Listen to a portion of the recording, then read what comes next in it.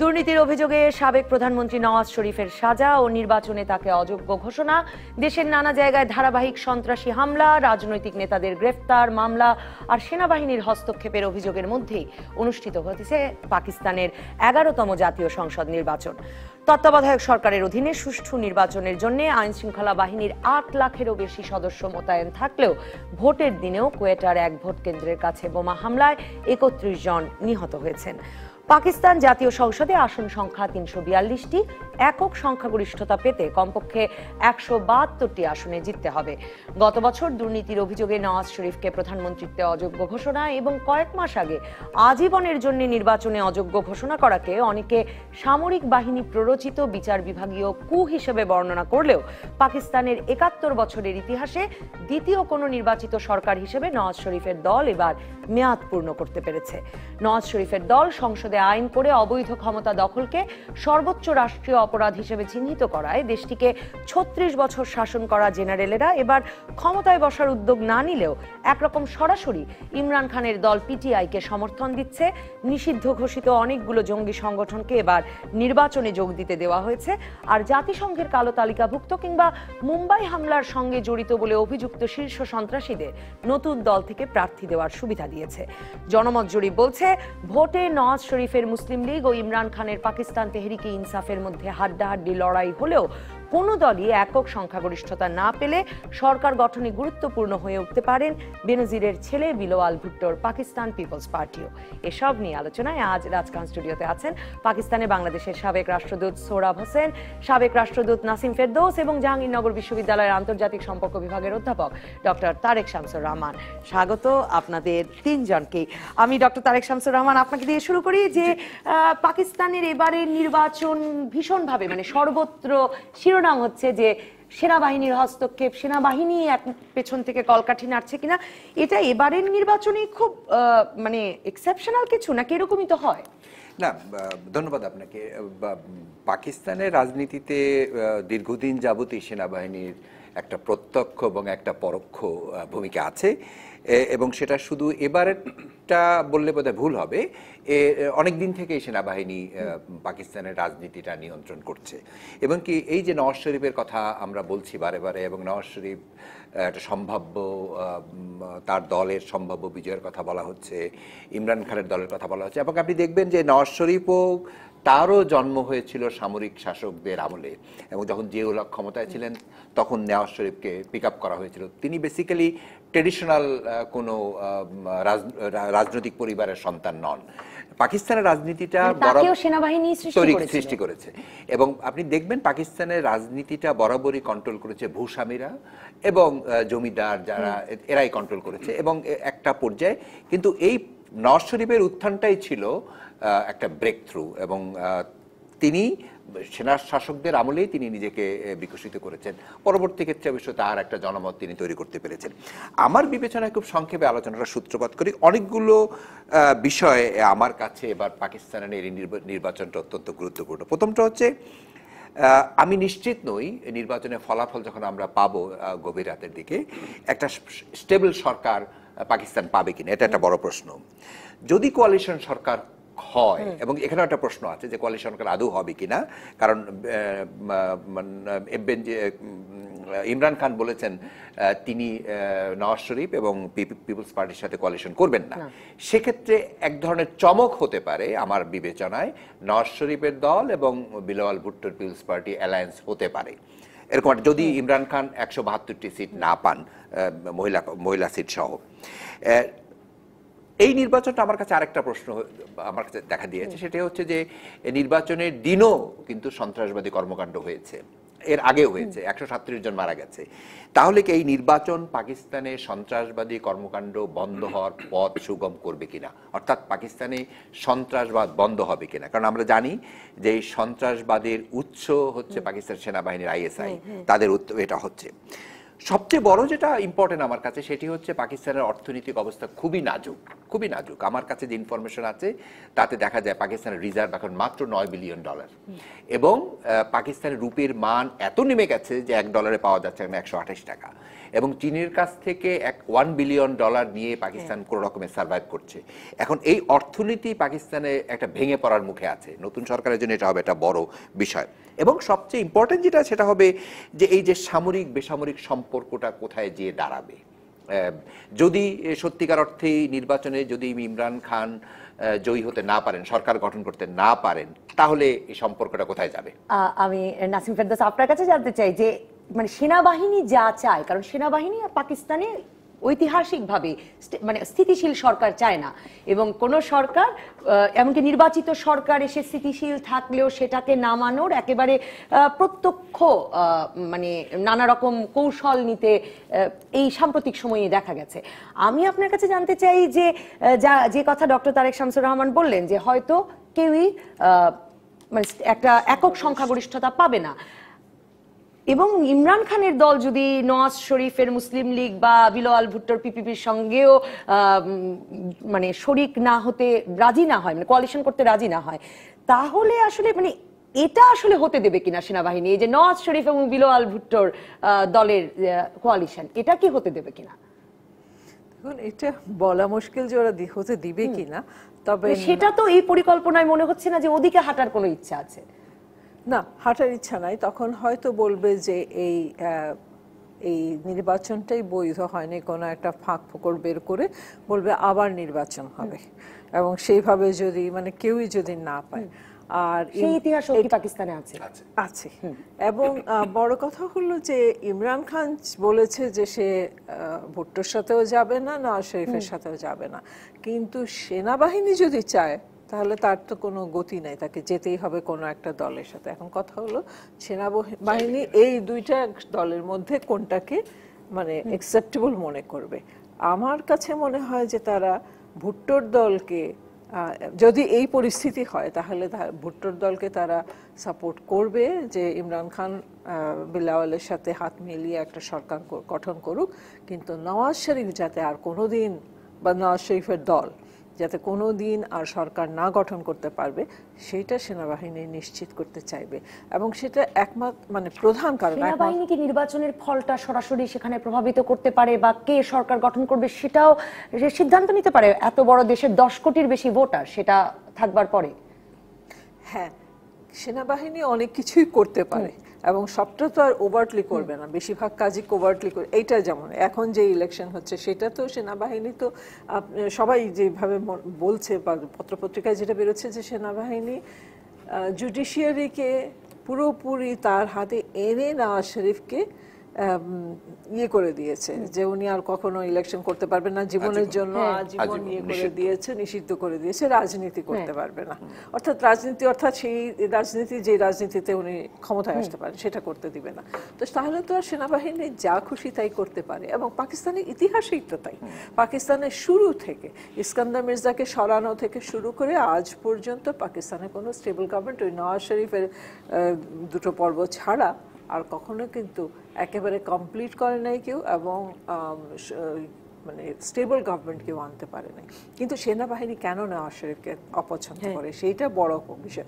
সেটা হলো একসময় তো তাদের পছন্দই, মানে তাদেরই তৈরি করা, কিন্তু নওয়াজ শরীফ দুটো কারণে তাদের কাছে এখন অগ্রহণযোগ্য। সেটা হলো নওয়াজ শরীফ চেষ্টা করেছেন ভারতের সাথে সমস্যার মীমাংসা, এবং ভারতের সাথে যদি সমস্যার মীমাংসা হয়ে যায় তাহলে পাকিস্তানে এত বড় সেনাবাহিনীর অস্তিত্ব নিয়েই প্রশ্ন উঠবে।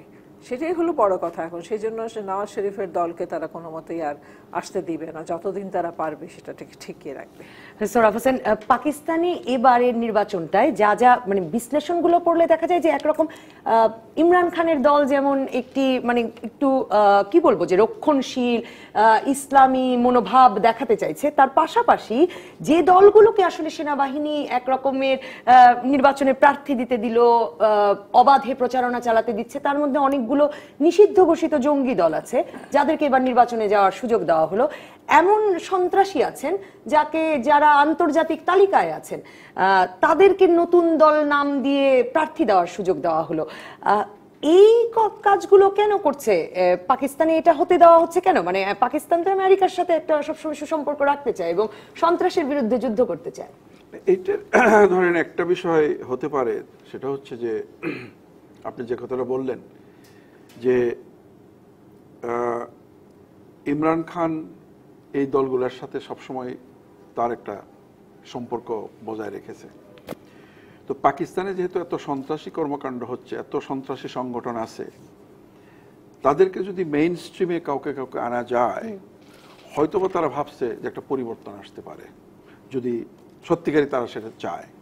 কিন্তু প্রবলেমটা হলো যে পাকিস্তানের দৃষ্টিতে তো যেমন তালেবানকে তারা বলে good Taliban, bad Taliban. Good Taliban হচ্ছে যে সমস্ত তালেবান পাকিস্তানের ইন্টারেস্টকে সার্ভ করে, আচ্ছা, তারা হলো গুড তালেবান। সেটা কি? সেটা হচ্ছে যে অন্য দেশে পাকিস্তানের স্বার্থ রক্ষার জন্য যেগুলো করা দরকার সেগুলোর মধ্যে তারা ইনভলভ হয়। আর ব্যাড তালেবান হচ্ছে তারাই যারা এর বিরোধিতা করে এবং পাকিস্তানের সন্ত্রাসী কর্মকাণ্ড চালায়। এখন কথা হচ্ছে যে নির্বাচনের পরে যদি পাকিস্তানের পক্ষই অন্য দেশে করলে গুড তালেবান, গুড তালেবান তারা, সেটি তো দেখা কাজে সকল সন্ত্রাসী তাদের চোখে সন্ত্রাসী না। সন্ত্রাসী। এখন প্রশ্ন হচ্ছে যে যাদের নাম আপনি বললেন, যে তারা যদি কেউ কেউ ইলেক্টেড হয়, তাহলে হয়তো একটা সম্ভাবনা সৃষ্টি হতে পারে যে সারা বিশ্বে যেরকম পাকিস্তান একটা সন্ত্রাসী রাষ্ট্র হিসাবে চিহ্নিত হয়েছে, সেখান থেকে তারা কিভাবে মুক্তি পেতে পারে, এদেরকে মেইন স্ট্রিমে এনে, এরকম একটা উদ্যোগ হয়তো থাকতে পারে, আমার যেটা ধারণা আর কি।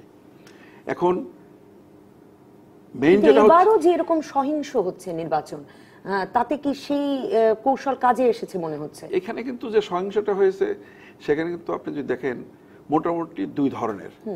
একটা হচ্ছে ইলেকশন কেন্দ্রিক, আরটা কিন্তু যারা সন্ত্রাসী কর্মকাণ্ডের সুযোগটাও কিন্তু তারা নিয়েছে। যে এখন তারা কোথাও একটা বোম ব্লাস্ট যদি করে, যেমন কুয়েটাতে করেছে। আমি খালি বলবো না নট নেসেসারিলি শুধু ইলেকশন, এমন হচ্ছে ইলেকশন টাইমের বাইরেও তো সেখানে হয়েছে, কুয়েটাতে হয়েছে, অন্যান্য জায়গায় সমস্ত শহরে হয়েছে। তো এইটা বোঝা যাবে ইলেকশন রেজাল্টের পরে যে সরকার কিভাবে গঠন হয়। যে কথাটা আলোচনায় এসছে যে কোনো হাং পার্লামেন্ট হয়, কেউই মেজরিটি পেল না। আমারও যেটা মনে হয় সেটা হচ্ছে যে জারদারি সাহেব যতদিন প্রেসিডেন্ট ছিলেন, পাকিস্তান সামরিক বাহিনীর সাথে কিন্তু তার একটা বলা যেতে পারে যে ভালো একটা ওয়ার্কিং রিলেশনশিপ ছিল, যে কারণে 5 বছর সে কন্টিনিউ করেছে। যদিও তার প্রাইম মিনিস্টার তাদের প্রাইম মিনিস্টারের চাকরি থাকে না, সেটার মধ্যে কিন্তু সামরিক বাহিনীর ইনভলভমেন্ট ছিল না, মানে সে বিচার করে, সেটা বিচার করে নওয়াজ শরীফ তো বিচার করে না, সেটা তাদের বিরুদ্ধে কিন্তু সামরিক বাহিনী ওইভাবে আসে না। আচ্ছা, পাকিস্তানের 70 বছর বয়সে কোনো প্রধানমন্ত্রী কিন্তু 5 বছর চালাতে পারে নাই। তো কিন্তু জর্দারি সাহেব প্রেসিডেন্ট যে ছিলেন, ওনার কিন্তু সামরিক বাহিনীর সাথে সাংঘাতিক কোনো সমস্যা হয় না। আপনি যদি দেখেন যে এই যে তালেবান লিডার ইয়েকে যখন ধরে নিয়ে যায় আমেরিকানরা, কিল করলো বিন লাদেনকে, পাকিস্তান কি জানে কি পাকিস্তান জানে না, দুই রকমই কিন্তু আছে, দুই রকমই আছে। বাট যেটা স্ট্রংলি বিলিভ করে যে প্রেসিডেন্ট জানতো এবং সামরিক বাহিনীর কোনো কোনো অংশ জানতো বা এসআই জানতো। তো তার সাথে যে রিলেশনশিপটি ছিল, সেই কারণে আমার যেটা মনে হয় যে হাং পার্লামেন্টের এই পরিস্থিতিতে পিপিপির সাথে ইমরান খানের একটা বোঝাপড়া হতে পারে। আমি একটা বিরতিতে যাব, বিরতিতে গিয়ে অ্যাম্বাসেডর নাসিম ফেরদৌস আপনার কাছে ফিরবো, কারণ আপনার সঙ্গে একমতই হলেন সোহরাব হোসেন। তিনিও মনে করছেন যে এই এখনকার সেনাবাহিনীর দ্বিতীয় পছন্দ পিপিপি হবে। পিপিপির সাথে ইমরান খানের এই দল কি করে মেলে সেটা একটু শুনবো আপনার কাছে। আর পাকিস্তান নির্বাচন নিয়ে আরো নানা প্রসঙ্গ তো আলাপ করতেই চাই একটা বিরতির পর।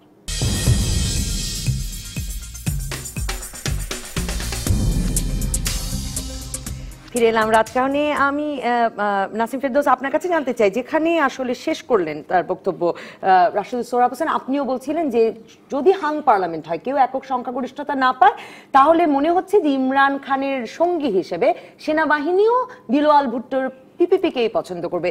কিন্তু পিপিপির রাজনীতির সঙ্গে ইমরান খানের তেহরিকে ইনসাফের রাজনীতির মিল হওয়া সম্ভব কিনা সেটা আমি জানতে চাই। আর আপনার মতো জানতে চাই ওই প্রসঙ্গে, যে এই যে জঙ্গি দলগুলোকে নির্বাচন করতে দেওয়া, তাতে কি আসলে পাকিস্তানে শান্তি প্রতিষ্ঠার চেষ্টা হিসেবে দেখবার সুযোগ আছে কিনা? পাকিস্তানের রাজনীতি আমার কাছে মনে হয় সবসময়ই, এখন আগেও ছিল এবং এখনো খুব দুর্বল। তারা নিজেরাও জানে না তাদের নিজেদের দেশকে তারা কোন দিকে নিলে তারা অগ্রসর হতে পারবে। যেটা একটু আগে তারেক শামসুর রহমান বলছিলেন যে তাদের অর্থনীতি কিভাবে নেমেছে এবং কিভাবে দুর্বল হয়েছে, এইটা যে দেশ করতে পারে, যে দেশে এত সম্পদ আছে, সেই দেশের নিজস্ব মানে দেশের দিকে এই রাজনৈতিক দলগুলোর কতখানি কমিটমেন্ট আছে সেটাই বড় প্রশ্ন। সুতরাং বিলওয়ালের সাথে যদি প্রয়োজনে সরকার করার জন্য বিলওয়াল যদি আপনার ইমরান খানের সাথে সংযুক্ত হয়, তাতে আমি মনে করি যে তারা হতেই পারে। তাদের আইডিওলজির ভিত্তিতে কিন্তু তারা রাজনীতি করছে না এখানে। আসলে ইমরান খানের আইডিওলজি যদি বলেন, তাহলে একটু আগে যেটা আপনি ব্রেকের সময় বলছেন যে সে ইসলামিক ধর্মের সাথে তার সম্পর্কটা কতখানি, এবং যদি সেটা না হয় তাহলে এই ইসলামিক দলগুলো এবং জঙ্গিবাদী দলগুলোর সাথে কি করে একসাথে ইমরান খানকে আমরা যখন ক্রিকেটার হিসাবে দেখি বা একজন মানুষ হিসাবে দেখি, তখন কিন্তু আমরা তাকে আইডেন্টিফাই করি না একটা জঙ্গি দলের সাথে, কেমন? তো তাহলে সে যদি হাত মিলিয়েছে এদের সাথে, তাহলে আইডিওলজিক্যাল কি প্রিন্সিপালসে করেছে। রাজনীতিতে কোনো শেষ কথা নাই। সুতরাং বিলওয়ালের সাথে ইমরান খানের দল একসাথে হয়ে সরকার গঠন করা, প্রধানমন্ত্রী হওয়া এবং শেয়ারিং অফ ক্যাবিনেট পোস্ট, এইটাই হলো মূল। হয়তো বা এমন হতে পারে যে বিলওয়ালকে পররাষ্ট্র মন্ত্রণালয় দিয়ে দিল বা এরকম একটা বড় কিছু দিয়ে দিল, যেখানে ইমরান খান লাভবান হবে যে সরকারটা গঠন করতে পারলো। এটা হতেই পারে। ডক্টর তারেক শামসুর রহমান, শুধু তো সেনাবাহিনী না, আমি পড়ছিলাম যে পীররাও একটা খুব বড় ভূমিকা পালন করেন পাকিস্তানের নির্বাচনে, এবং এবার এই ধর্মগুরু পীররাও সকলেই ইমরান খানের পার্টিকে তাদের মুরিদদেরকে বলেছেন ভোট দিতে। আমি আপনার কাছে এর সঙ্গে এও জানতে চাই, আপনি চীনের কাছ থেকে বড় অঙ্কের ঋণ নেওয়া, চীনের সঙ্গে ঘনিষ্ঠতার কথা বলছিলেন। যুক্তরাষ্ট্রের সঙ্গে ঘনিষ্ঠ যে পাকিস্তানকে আমরা গত এক দশক দেখেছি বা এক দশকের বেশি, সেখানে তো এই যে মানে জঙ্গি পুনর্বাসনের রিস্ক পাকিস্তানের সেনাবাহিনীরও নেওয়ার কথা না। সেই আমি এই জবাব দেওয়ার আগে একটু নাসিম আপার সাথে একটু শেয়ার করি। বেসিক্যালি আমার বিবেচনায় আপনি যদি ইমরান খানের রাজনীতিটা একটু দেখেন, আপনি দেখবেন ইমরান খানের দল পাখতুনখোয়া প্রদেশে সরকার গঠন করেছে, এবং শুধু তাই না, সেখানে দুটো এক্সাম্পল দেই আপনাকে। তারা $300 মিলিয়ন ব্যয় করেছে মসজিদ উন্নয়নে, পরবর্তী ক্ষেত্রে তারা $227 মিলিয়ন তারা মাদ্রাসা উন্নয়নের জন্য ব্যয় করেছে, ইমরান খানের দল। তাহলে তার অর্থটা কি দাঁড়ালো? ইমরান খানকে আমরা যতটাই মনে করি যে একটা প্রোগ্রেসিভ লিবারাল ফোর্স, কিন্তু উনি তার নন। উনি তার স্বার্থের কারণে তিনি এই ফান্ডামেন্টালিস্টদের সাথে ব্যবহার করেছেন। নাও কাম টু দ্যাট পয়েন্ট, তার ফান্ডামেন্টালিস্টদের সাথে তার একটা সম্পর্ক, একটা সখ্যতা আছে। এবং আপনি আরেকটা দেখবেন, পাকিস্তানে একজন খুব ফান্ডামেন্টালিস্ট যাকে নিয়ে সারা বিশ্বে আলোচিত হয়ে, জাতিসংঘ পর্যন্ত তাকে সাইদ হাফিজ, তো তিনি লস্কর-ই তৈয়বার নেতা, এবং তিনি এবার একটা দল করেছেন এবং 200 ক্যান্ডিডেট তিনি প্লেস করেছেন। আরেকজনের নাম আমি আপনাকে বলি, আওরঙ্গ ফারুকি। তিনি একটা গ্রুপ করে, একটা ইসলামিক গ্রুপ করে তিনি নির্বাচনে অংশ নিচ্ছেন, এবং তার সাথে ইমরান খানের একটা পরোক্ষ সম্পর্ক আছে।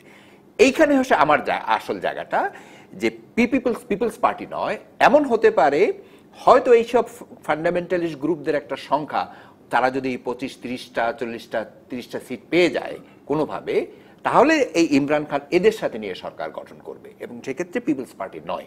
এটা আমার ধারণা, কারণ পিপলস পার্টির সাথে তার এক ধরনের সরকারের এরকম একটা চেহারা দিতে পাকিস্তান সেনাবাহিনী আগ্রহী হচ্ছে, বিকজ তারা এটাকে, ওই যে সোরাব সাহেব যে কথাটা বলেছিলেন সেটি হলো কারেক্ট, যে হোল বিশ্ব যখন এই যে লস্কর-ই তৈয়বার নেতাকে বলছে যে সে একটা ফান্ডামেন্টালিস্ট, এখন এটা পাকিস্তানের আর্মি এটাকে চ্যালেঞ্জ, কারণ এই যে লস্কর-ই তৈয়বার মতো দলের প্যাট্রোনাইজ করেছে সেনাবাহিনী, আইএসআই করেছে, এবং আইএসআই পাকিস্তানি তালেবানের জন্ম দিয়েছে, আফগানিস্তানে তালেবানদের তারা প্যাট্রোনাইজ করেছে, ট্রেনিং দিয়েছে, তারা জানে। এবং আজকে পাকিস্তানের সাথে নওয়াজ শরীফের সম্পর্ক খারাপ হলো কেন? একটা কথা নাসিম আপা বললেন, ভারতের সাথে সম্পর্ক। আরেকটা কারণ হলো যে পাকিস্তান এখন আফগানিস্তানের ব্যাপারে নওয়াজ শরীফ অনেক দূরে এগিয়ে গিয়েছিলেন, একটা শান্তিপূর্ণ, যাতে করে একটা পিস হয়, কিন্তু এটা সেনাবাহিনী মনে করেছে যে তারা তাদের স্বার্থে আঘাত করেছে, ফলে তারা নওয়াজ শরীফকে তাদের একটা বন্ধু মনে করে না। ফলে আমার বিবেচনায় নওয়াজ শরীফ কোনোভাবেই সামনের সরকার আসার কোনো সম্ভাবনা নাই, even not even coalition government.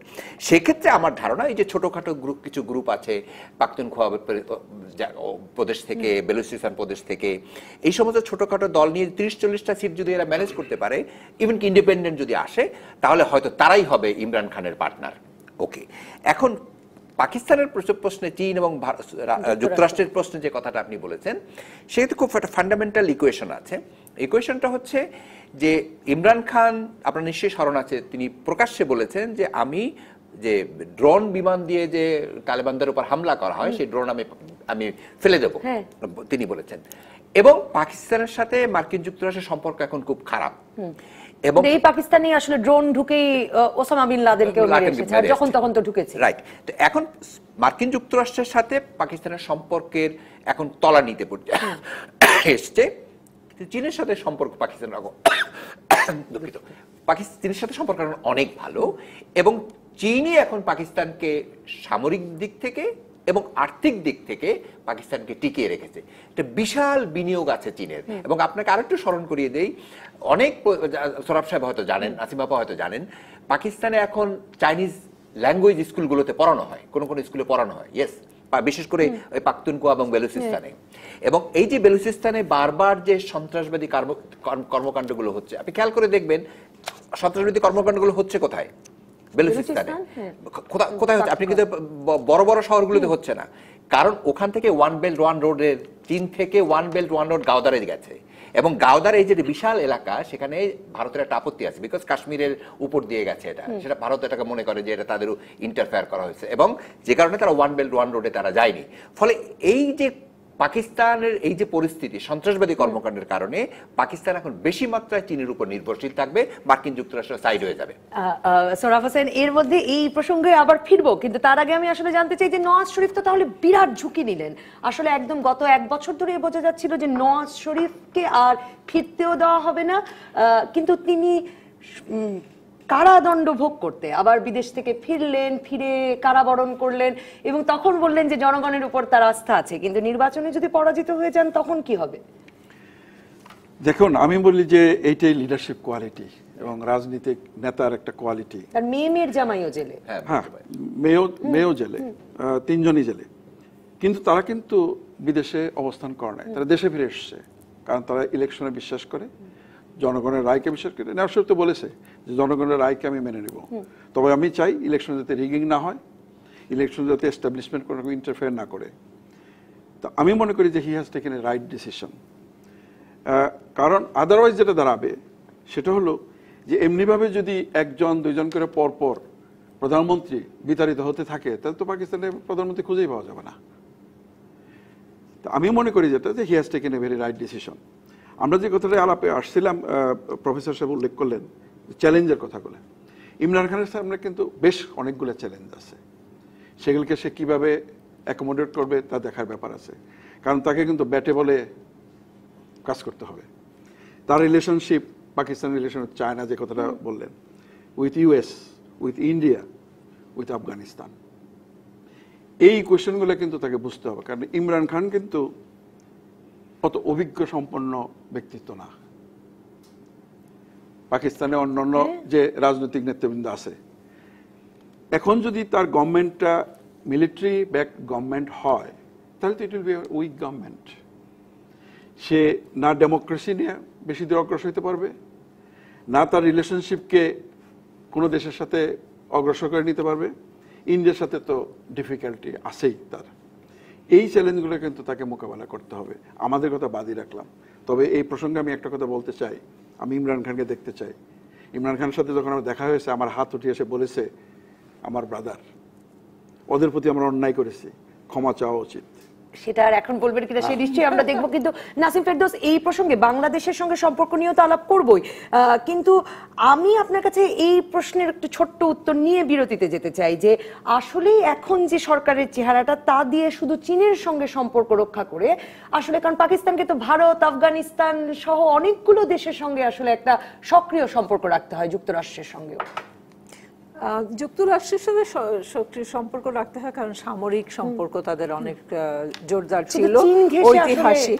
কিন্তু না, যেটা আপনি বলছেন চীন, ভারত, আফগানিস্তান, এই তিনটা দেশের সাথে কিন্তু পাকিস্তান বর্ডার শেয়ার করে, এটা ভুললে চলবে না। এই তিনোটাই সেজন্য পাকিস্তানের জন্য খুবই গুরুত্বপূর্ণ তিনটা দেশ, কারণ এই তিনটা দেশের এবং তিনটা সীমান্তেই কিন্তু পাকিস্তানের জন্য ঝুঁকিপূর্ণ সীমান্ত। যদি আফগানিস্তানের কথা বলি, আফগানিস্তানের সঙ্গে তার পলিসিতে তো এতদিন একটা যুক্তরাষ্ট্র নির্ধারিত পলিসি ছিল, কিন্তু এখন তো যুক্তরাষ্ট্র আফগানিস্তান থেকে উইথড্র করে আসছে, সুতরাং তারা নিজের পলিসি তৈরি করতে হবে। যুক্তরাষ্ট্রের উপর নির্ভরশীল হলে হবে না।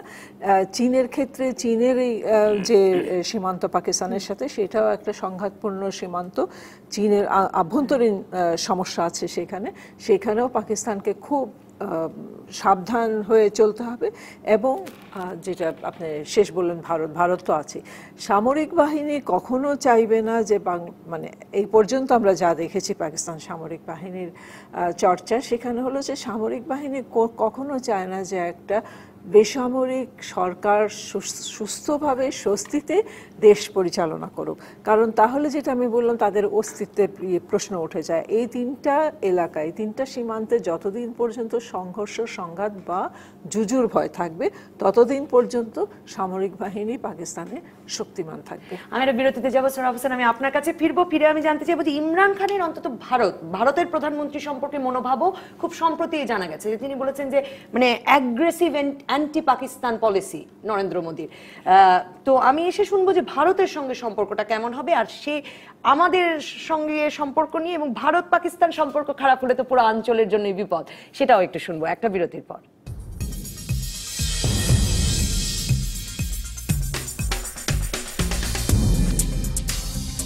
ফিরে এলাম রাজকাহনে। আমাদের দর্শক এস এম জাহিদুর রহমান বলছেন, নির্বাচনে যারাই জয় পাক, পাকিস্তানের রাজনৈতিক পটভূমিতে নিজেদের দাপট ধরে রাখার চেষ্টা করবে পাকিস্তানের সেনাবাহিনী। এই রকম আরো কিছু মন্তব্য আছে। আমাদের দর্শক হাফিজ নওয়াজ খান বলছেন, পাকিস্তানে যদি রক্ষণশীল দলগুলো ক্ষমতায় আসে তাহলে ভারতের সাথে পাকিস্তানের সংঘাত নতুন মাত্রা লাভ করতে পারে কিনা। এই অংশে এই নিয়ে আলোচনা করতে চাই। ইমরান খান মোদী সম্পর্কেও তো আসলে একটা অ্যান্টি পাকিস্তান মনোভাব মোদীর, সে কথাই বলেছেন। দেখেন, এখানে কিন্তু দুইটা জিনিস আছে। একটা হলো যে ইমরান খান ইন্ডিয়া সম্পর্কে কি ভাবে, আর ইন্ডিয়া কি ভাবে, আপনি তো সেটা বললেন। যে কথাটা আমাদের খেয়াল রাখতে হবে সেটা হচ্ছে, আমি আবার ওই পয়েন্টে যাব, পাকিস্তানের কোনো লিডার যদি সে ভারতের সাথে বেশি হবনব করে, then he will face serious problem. তার কনসিকুয়েন্স আপনারা দেখেছেন। তো Imran Khan backed by military government যদি পাওয়ারে আসে, ইমরান খানের আমার মনে হয় না যে এমন কোনো স্টেপ নেবে। সে খুব কশাস এবং কেয়ারফুলি মুভ করবে। যতটুকু প্রয়োজন ভারতের সাথে সম্পর্ক উন্নয়নের, তার বেশি নয়। ওই এজেন্ডার বাইরে কোনোভাবে যেতে পারবে না। এইটাই হলো মানে বটম লাইন। আমি যখন ওইখানে 2010 সালে যাই আর 2016 সালে আসি, তো রিলেশনশিপ তো যা দেখেছিলাম তাই রয়ে গেছে, ups and down. Nawaz Sharif সাহেব খুব মানে ক্ষমতায় এসেই চেষ্টা করলেন ভারতের সাথে সম্পর্ক উন্নয়নের জন্য। উন্নয়নের বার্থডেতে হঠাৎ করে চলে গেলেন, সারা পৃথিবীতে শিরোনাম হলো, কিন্তু নেট রেজাল্ট কি দাঁড়ালো? তাকে ক্ষমতার থেকে সরে দিতে হলো। তো আলটিমেটলি এইটাই হলো পাকিস্তানের পলিসি। একটা বিষয় হলো যে পাকিস্তানের ফরেন পলিসিটা কে ডিটারমিন করে? এটা কি ইসলামাবাদ করে না এটা পিডি করে? মানে সেনাবাহিনী করে না রাজনৈতিক সরকার? এই বিষয়টা কিন্তু খুব ইম্পর্টেন্ট। আপনার কি মনে হয়? সেখানে হলো যে আমার ধারণায় সেটা হচ্ছে যে পাকিস্তান তার relationship toward China, USA, Afghanistan, India, Bangladesh and Soviet union বা রাশিয়া, এটা মিলিটারি কন্ট্রোল। মানে তার মানে মূল পররাষ্ট্রনীতিটাই সেনাবাহিনী, বাদ বাকিটা যেটা এটা ইসলামাবাদ করে। নাসিম ফেরদৌস ওখানে ছিল, I hope she will also agree. সম্ভব না, এটা কোনোভাবে সম্ভব না। Network is as such. মানে পররাষ্ট্রনীতিটাও আসলে সেনাবাহিনী নিয়ন্ত্রিত কিনা।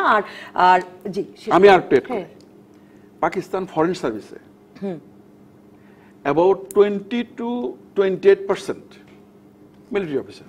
আচ্ছা, মানে মায়ানমারের মতো অনেকটা। যে মানে আমি নাসিম ফেরদৌস, আপনি একমত হবেন কিনা যে সেনাবাহিনী আসলে পররাষ্ট্রনীতিও ঠিক করে?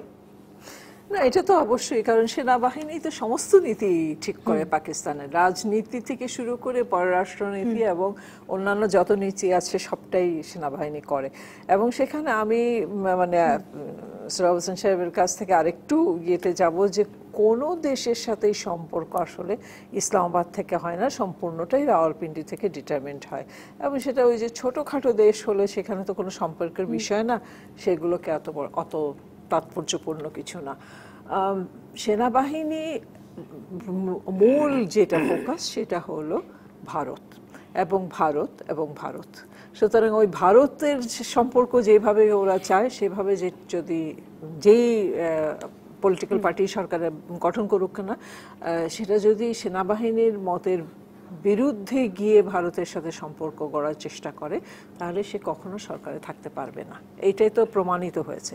মোদির ব্যাপারে আপনি যেটা বলেছেন, আজকের পত্রপত্রিকায় বোধহয় দেখলাম যে মোদি রাজনীতি দুটোতেই তো আসলে একটু সম্পর্কটা খারাপ করলে বা একটু উস্কানি দুতরফেই চললে বরং ভালো হয়, মানে তাদের রাজনীতির জন্য, পাকিস্তানের সেনাবাহিনীর রাজনীতির জন্য, মানে সেনাবাহিনীর ভিতরে রাজনীতি। কিন্তু সুতরাং সেই হ্যাঁ সেটার জন্য ভালো হয়। কিন্তু কথা হলো কি, মোদি আজকে না গতকালকে বলেছেন যে নওয়াজ শরীফ হলেন সবচেয়ে ভালো রাজনৈতিক নেতা।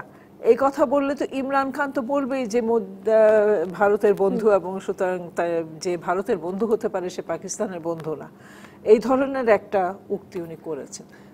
সুতরাং মূল কথা হলো যে ভারতকে কখনোই পাকিস্তানি সামরিক বাহিনী ভালো চোখে দেখবে না, এবং তাদের যে ভিতরে যে ইয়ে আছে সেটা। কিন্তু একটা জিনিস দেখেন, ইমরান খান কিন্তু পাঞ্জাবি না। হ্যাঁ, এতদিন পর্যন্ত আমরা জানতাম যে পাকিস্তানের সেনাবাহিনী পাঞ্জাব ডমিনেটেড এবং পাঞ্জাবকে কেন্দ্র করে সেনাবাহিনী চলে। কিন্তু এখন তার কিন্তু রূপ পরিবর্তন হচ্ছে। আরেকটি রূপ পরিবর্তন হচ্ছে যেটা সোহরাব হোসেন সাহেব বললেন, যেটা আগে ছিল না। কিন্তু এখন যে বিশাল সংখ্যা, পররাষ্ট্র মন্ত্রণালয়ের বিশাল সংখ্যা তাদের সেনাবাহিনীর অফিসাররা, এবং শুধু ঢুকছে না। আমাদের এক দর্শক জানতে চেয়েছেন, আপনি যখন বললেনই যে পাঞ্জাবের বাইরে, মানে বলছিলেন যে জেনারেল নিয়াজি তার একই বংশের লোক হচ্ছেন ইমরান খান, এরকম কথা আবার আমাদের কিছু পত্রপত্রিকাও লিখেছে। আমি আপনার কাছে জানতে চাই যে বাংলাদেশের সাথে সম্পর্ক আপনি কিরকম দেখেন ইমরান খান ক্ষমতায় এলে, এবং মানে ভারত পাকিস্তান সম্পর্ক যদি আবার একটা রেশারেশিতে যায়, সরাসরি রেশারেশি, নিত্যদিনের রেশারেশিতে যায়, তার কোনো প্রভাব পড়বে কিনা? না, বাংলাদেশের সাথে সম্পর্ক তো অনেক দিন থেকে খারাপ। এটা তো ইমরান খানের আসার অনেক দিন থেকে খারাপ, মানে অনেক আগে থেকে। গত সোহরাব হোসেন সাহেব তখন পাকিস্তানে ছিলেন যখন সেই সব প্রোটেস্ট হয়েছিল লাহোরের রাস্তায় এবং করাচির রাস্তায়। You had the pleasure of 2012-13 সালে। হ্যাঁ, এবং না কিডন্যাপ করে নিয়ে গেল। আমি ওনাকে তখন ভিজিট করছিলাম। আমাদের সঙ্গে সম্পর্কটা একরকম শীতল, খারাপ না বললেও শীতল চলছে। শীতলের চেয়েও নিচে যদি কিছু থাকে তাহলে সেটাই আমি বলবো, সেটাই চলছে। এবং সেটা থাকবে যতদিন পর্যন্ত বাংলাদেশের ভারতের সাথে সম্পর্ক ভালো থাকবে। যখন ভারতের সাথে যদি আমরা কোনোভাবে খুব খারাপ একটা পরিস্থিতিতে চলে যেতে চাই, যেটা আশা করি হবে না কখনো, সেই জায়গায় গেলে তখন পাকিস্তান আমাদের, মানে ভারত পাকিস্তান দুজনের সঙ্গে সম্পর্ক ভালো রাখবার কোনো উপায় নাই, আপাতত নয়। ডক্টর তারেক শামসুর রহমান, আপনার কাছে জানতে চাই যে ভারত পাকিস্তান সম্পর্ককে কিভাবে দেখেন? ইমরান খান বা মানে পাকিস্তানের নির্বাচনের পর যে সরকার ক্ষমতায় আসছে তারপর, আর বাংলাদেশের সঙ্গে এবার কেমন দেখেন? না, আমি যদি হাইপোথেটিক্যালি ধরি যে ইমরান খানই হতে যাচ্ছেন পরবর্তী প্রধানমন্ত্রী, তাহলে এটা বোধহয় বলা যায় যে ভারতের সাথে পাকিস্তানের সম্পর্ক ডেটেরিয়েট করবে, উন্নত হওয়ার কোনো সম্ভাবনা নাই। বিকজ ইমরানকে চালাবেন পর্দার অন্তরালে থেকে জেএসকিউ, মানে ইসলামাবাদের সেনাবাহিনীর হাই কমান্ড, তাদের দ্বারাই পরিচালিত হবে। ফলে ভারতের সাথে সম্পর্কের উন্নত হওয়ার আদৌ কোনো সম্ভাবনা নেই। এবং এটা আরও খারাপ হতে পারে যদি, যেটা হাইপোথেটিক্যালি আমি যদি আবারও বলি, যদি ইমরান খান বেশি মাত্রায় এই যে ছোট ছোট ইসলামিক গ্রুপগুলোর সাথে সম্পর্কে জড়িয়ে ফেলেন, ফলে সম্পর্ক খারাপ হওয়ার সম্ভাবনাটাই বেশি। যেটা অনেকটা চেষ্টা করেছিলেন নওয়াজ শরীফ, যে সম্পর্কটা উন্নত করে সেনাবাহিনীর উপর নির্ভরশীলতা কমিয়ে আনতে, কিন্তু পরিণতিতে তার নিজের রাজনৈতিক জীবনে লস্করে তৈয়বার লোক যদি সরকারে থাকে, ভারতের তো কোনো মানে উপায় নাই এই সরকারের সাথে সম্পর্ক ভালো করবার। সেটি লস্করে তৈয়বার হয়তো থাকবে না, কিন্তু এরকমই একটা সম্ভাবনা তো, এরকম ফান্ডামেন্টালিস্ট গ্রুপরা যদি চলে আসে, যেটা আমি বলছিলাম, যদি এরা যদি সবাই মিলে গোটা 30,000-এর মতো সিট তারা পায়, এবং তাহলে কিন্তু সম্ভাবনাটা বাড়লো ইমরান খান এদের প্রতি নির্ভরশীল হবে, এবং বিশেষ করে ব্যক্তি ইমরান খানের চাইতেও সেনাবাহিনী চাইবে যে এদের সাথে কোয়ালিশন করো। বাংলাদেশের সাথে যে সম্পর্কটা যে অবস্থায় আছে, আমার মনে হয় এর চাইতে এর সম্পর্ক উন্নত হওয়ার সম্ভাবনা খুবই কম, কারণ বাংলাদেশ কতগুলো ফান্ডামেন্টাল ইস্যুতে একটা অবস্থান গ্রহণ করেছে, ক্ষমা চাওয়া থেকে শুরু করে আরো কতগুলো বিষয় আছে, যে বিষয়গুলোর ব্যাপারে পাকিস্তান যতদিন পর্যন্ত নমনীয় না হবে, যতদিন পর্যন্ত না প্রকাশ্যে স্বাধীনতা যুদ্ধের সময় যারা, মুক্তিযুদ্ধের সময় যারা হত্যাকাণ্ডের জন্য যদি ক্ষমা না চায়, তাহলে এই সম্পর্কটা যে অবস্থায় আছে সেই অবস্থায় থাকে, উন্নত হওয়ার সম্ভাবনাটা ক্ষীণ। সোহরাব হোসেন, তার মানে আপনাদের সকলের আলোচনা থেকে মনে হচ্ছে নতুন সরকার এলেও পাকিস্তান মূলত আসলে চীনের সঙ্গে কিছু স্বার্থ সংশ্লিষ্ট সম্পর্ক রাখা ছাড়া কারোর সঙ্গেই তেমন কোনো সম্পর্ক উন্নয়নে মানে আগামীতে হাঁটছে না। আর নাসিম ফেরদৌস মনে করিয়েছেন যে চীনের সঙ্গেও তো সীমান্তের ওই জায়গাটিতে আসলে সংঘাত সহিংসতা আছে। এই মানে পাকিস্তান রাষ্ট্রের এখন যে অবস্থা আপনারাই বর্ণনা করেছেন, এই একলা চলে আসলে খুব ভবিষ্যৎ খুব উজ্জ্বল কিনা? না, সেটা তো খুব ডিফিকাল্ট। বর্তমান বিশ্বকে একলা চলা যাবে, সেটা করা যাবে না। সেই জন্যই তো আমি বলেছি যে নতুন যে গভর্নমেন্ট আসবে, আমরা যদি ধরে নেই যে কথাটা বলে যে হাইপোথেটিক্যালি ইমরান খান যদি প্রাইম মিনিস্টার হয়, তার সামনে যে চ্যালেঞ্জগুলো, সেগুলিকে কিন্তু মোকাবেলা করে একটা কঠিন ব্যাপার। তো সেই জন্য উই হ্যাভ টু ওয়েট। আর বাংলাদেশের সাথে সম্পর্কটা আমি আবার রিপিট করছি, এখানে কিন্তু অনেকগুলা ইফস অ্যান্ড বার্স আছে। পাকিস্তানের কথা হলো, তোমাদের সাথে আমরা সুসম্পর্ক চাই যদি না তোমরা ক্ষমা চাওয়ার কথা না বলো। তোমাদের সাথে সুসম্পর্ক চাই তোমরা যদি ওয়ার রেফারেশনের ডিমান্ড না করো। সুসম্পর্ক চাই তোমরা যদি কিন্তু আমরা তো জোরালোভাবে একটা দাবিও করেছি, পাওনা টাকাও জোরালোভাবে চাই নাই, চেয়েছি নাসিম ফেরদৌস। আমাদের তো আমরা সেই যুদ্ধবন্দীদেরও ফেরত চাই নাই, বিচার চাই নাই, চেয়েছি না, আমরা চেয়েছি, কিন্তু আমরা যে চাইনি তা না, আমাদের সাথে এগ্রিমেন্ট আছে, আমাদের সাথে মেমোরেন্ডাম আন্ডারস্ট্যান্ডিংও সই হয়েছে, আমরা মনে করিয়ে দেই নিয়মিতভাবে। তো সেগুলো তো কোনোটাই তারা অ্যাড্রেস করে নাই। তো আমরা যদি ধরে নিই যে ঠিক আছে, আমরা যদি সেটা সিরিয়াসলি পারসু নাও করি, কিন্তু একটা পয়েন্টে তো আমরা সবসময় আছি, সেটা হলো যে 71-এ তারা যে হত্যাকাণ্ড চালিয়েছে তার জন্য পাকিস্তান ক্ষমা চাইবে, সেটা তো তারা স্বীকার করেছে, কিন্তু এখন পর্যন্ত তারা সেটা চায় নাই। সেই জন্য আমি বললাম যে ব্যাটে বলে দেখা যাক হয় কিনা, ইমরান খান সেই কাজটা করে কিনা আমাদের। অসংখ্য ধন্যবাদ ডক্টর তারেক শামসুর, ধন্যবাদ নাসিম ফেরদৌস, ধন্যবাদ সোহরাব হোসেন, ধন্যবাদ দর্শক যারা সঙ্গে ছিলেন। আপাতত বিদায় রাজকাহন থেকে। আগামীকাল বৃহস্পতিবার রাজকাহনের ফোন লাইন থাকবে খোলা।